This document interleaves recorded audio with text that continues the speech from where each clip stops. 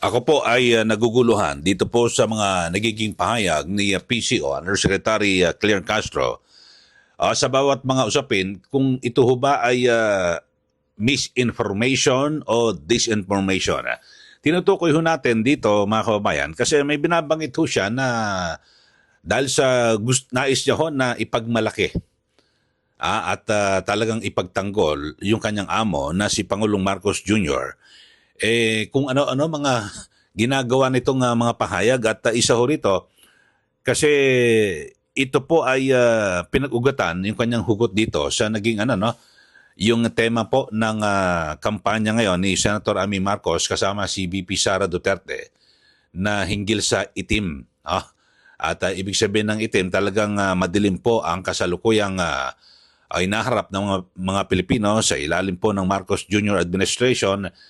At ito, nagulat ho ko rito sa mga binanggit ho ni Yusek Castro na yung sa poverty incidents, yung ibig sabihin, yung antas ho ng kahirapan dito po sa ating bansa.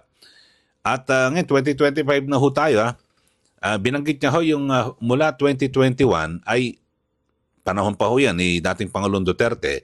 Tapos 2023 ay bumuti po ang kalagayan ng ating mga kababayan. Pero ito, pakinggan ho muna natin kasi i-explain ho natin. I-explain ko para po sa kaalaman ng ating mga listeners at ating mga viewers dito po sa ating YouTube channel. Ito, pakinggan nyo ho mga kababayan at panoorin. Naayon po sa records na rin po na naibaba ang poverty incidence sa panahon ng 2023, 15.5% in 2023 mula sa 18.1% in 2021. You are citing data from? Okay, this is from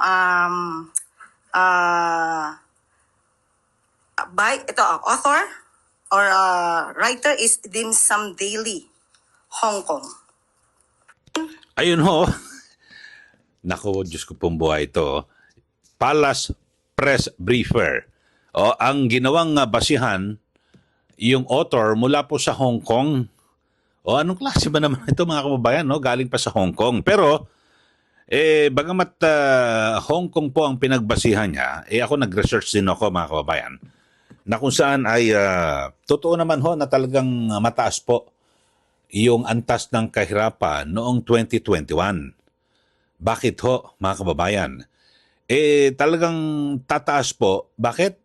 Hindi kaya alam ito ni Attorney Claire Castro, saan kaya siya ng mga panahong yon? Kasi, eto ho, ang sabi ho, kasi noong 2021, yung poverty incidence dito po sa Pilipinas ay tumaas. Kasi, bakit ho? Dahil sa impact ho ng COVID-19 pandemic. Na kung saan ay naging dahilan para, napakarami ho ng mga trabaho ang nawala. Di ba, ating mga kababayan, kayo, yung mga umabot ho dito po sa pandemya, sa COVID, di ba? Ang daming nawalan ng trabaho. Yung mga negosyo, nagsara po, yung mga maliliit hanggang sa mga pangkaraniwan, ang naiwan lang ho, talagang mahahabang pisi, di ba? Malaking po ang puhunan. So talagang nagkaroon po yung economic recession. Tapos tumaas po yung presyo ng pagkain, di po ba? Kaya nga tumaas din ang utang natin. Bakit to? Kasi talagang ipinang-ayuda po yan ni Pangulong Duterte sa mga tao, di po ba? Kasi sarado ho ekonomiya At bawal ho lumabas ng bahay, di po ba, sa panahon ng COVID nung malala. So talagang tataas po yung poverty incidence o yung tinatawag po ng kahirapan dito po sa ating bansa. Hindi lang po sa Pilipinas, 'di ba? Yung economic recession sa buong mundo ho, 'di ba? Yun po, bakit hindi po ito nalaman ni Yusek Castro? Siya pa naman ay itinuturing na Palace Press Briefer na ang ibig sabihin nun nito, kapag ikaw ay magpapatawag, ikaw ay nasa isang press con, talagang lilinawin mo. At para sa isang mga issue, ano bang mga programa ang isinusulong ng ating gobyerno ni Pangulong Marcos Jr. para sa kabutihan ng taong bayan. So yun po ang gagawin dapat. Pero ang nagiging sabihin natin bisyo ho ngayon ni Press Undersecretary Claire Castro, lalo niya hong pinagugulo yung sitwasyon. Biro mo, 2025 na ho tayo ngayon. Tapos isiningit niya noong 2021. Pero tapos ang pinagbasihan niya, yung isang author mula po sa Hong Kong.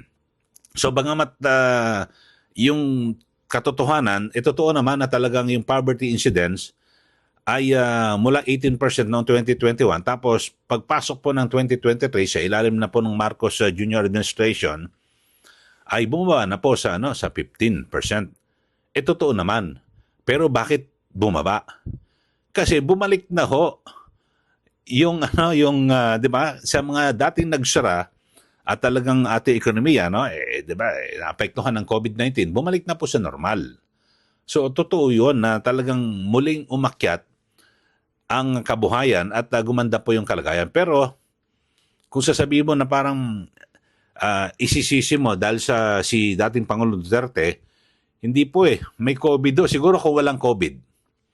Pwede natin sisihin na walang kwenta yung Duterte administration kasi sa panahon niya 18% yung poverty incidence, tapos sa panahon ng Marcos Jr. administration ay 15%. So naibaba yung antas ng kahirapan kung walang COVID. Pero may COVID Hindi lang sa Pilipinas, lahat po, buong mundo talagang tinamaan at nagkaroon po ng economic recession. Yung po maliwanag. So dito ho ay eto ho, inano ko lang ichinecheck ko lang ano ba ibig sabihin ng ginagawa ni Yusek Claire Castro. Ito, ano ba mamili ho kayo.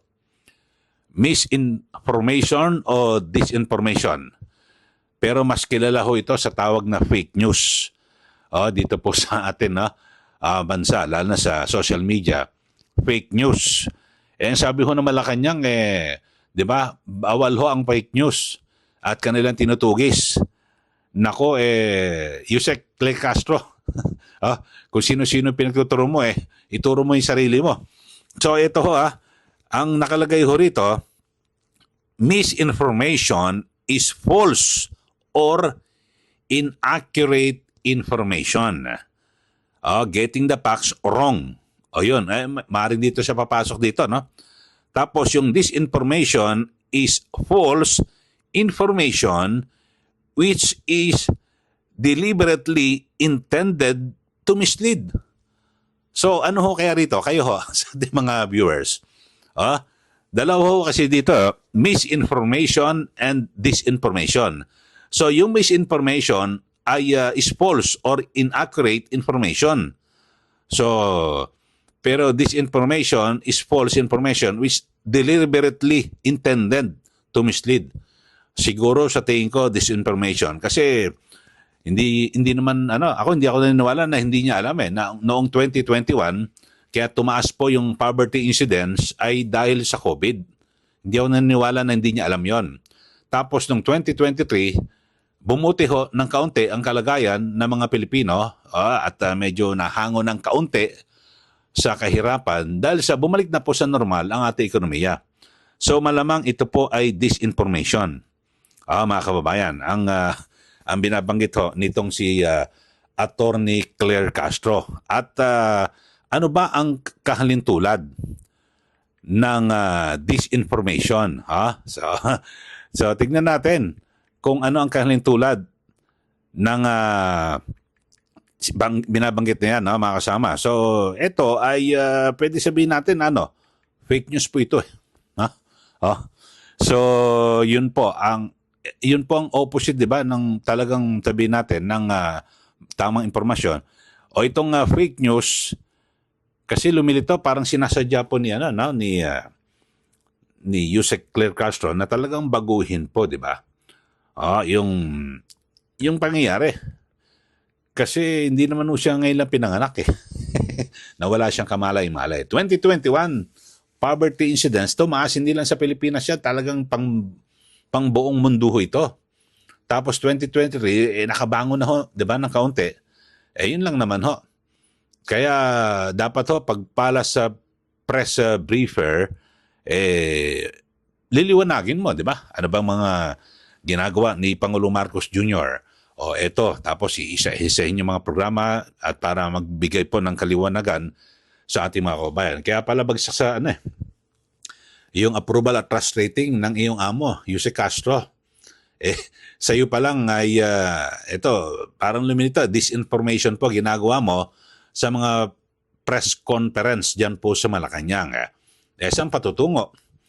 Ang administrasyong ito, kapag ganyan ho, sa simula pa lang ho, ay mukhang malina at ang talagang lagi ho na tinutumbok ng mga pahayag nitong si Yusek Castro ay ang kanyang mga batikos laban po sa mga Duterte. Kapag ganyan ho mga kababayan, hindi ka siguro dapat hindi ka pala sa press briefer. Kasi dapat yung mga kabutihan at siyempre yung good news dapat ibibigay sa taong bayan. Ang ginagawa niyo, yung good news ay binabaloktot para labanan at batikusin ang pamilya Duterte. Lalo na po ito pong si dating Pangulong Rodrigo Duterte at Vice President Sara Duterte. Yun ho. So kayo ho, ano ba rito? Fake news, disinformation, o misinformation ang ginagawa ni Yusek Claire Castro? Sige, magkomento ho kayo. Pero sa aking tingin ho mga kababayan, palpak ho. Mga binabagit ho nitong si Yusek Claire Castro. Dito nyo, yung kinuhang datos galing pa sa Hong Kong. Kahit hindi dito, lumabas na rin ho yan dito sa Pilipinas. Marami ho. Lumabas naman, totoo naman na talagang tumaas yung poverty incidence noong 2021. Pero hindi niya binabagit kung bakit. Dahil sa COVID. Yusek, COVID. Yun po ang dahilan. Noong 2023, kasi 2022 po naluklok si Pangulong Marcos Jr., 2023, unti-unti nang bumabawi. Gumaganda ang ekonomiya, kaya yung poverty incidence ay bumaba. Mula 18%, naging 15%. Ganun po yung Yusek. So, sana naliwanagan ka. At kung napapanood mo ito, ang ating vlog, pero yung ating mga listeners at ating mga viewers, pasensya na kayo, madalas kong banggitin listeners kasi matagal po ako sa radyo. Viewers, sa ating mga tagapanood, taga-subaybay dito po sa ating YouTube channel,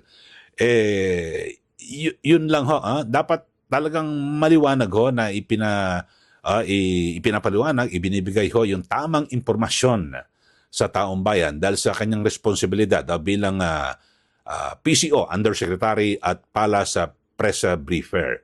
So yun lang ho mga kababayan, kayo ho, bahala no kayo kung anong pong anyong interpretasyon dito. Pero sa akin, nakikita ko disinformation ho.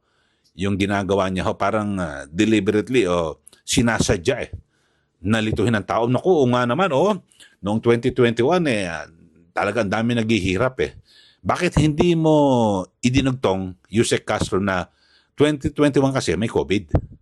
Yung epekto ng COVID. 2023 wala na at bumalik na unti-unti sa normal ang ekonomiya. Kaya gumanda na ho yung ating kalagayan. So yung poverty incidence bumaba from 18% to 15%. Okay, so dito ho sa ating YouTube channel, lilinawanagin lagi natin yan at hindi ho tayo magbibigay ng disinformation, misinformation o fake news sa ating mga kababayan. Okay, sa mga hindi pa nakakapag-subscribe, subscribe na po kayo. Eli Saludar, yung ating YouTube channel. At huwag niyo pong kalimutan na i-share, i-like yung ating mga ipinapakalat ho na tama at accurate na impormasyon. Kababayan. Okay, maraming salamat po muli. Ito po si Eli. Magandang araw po sa ating lahat.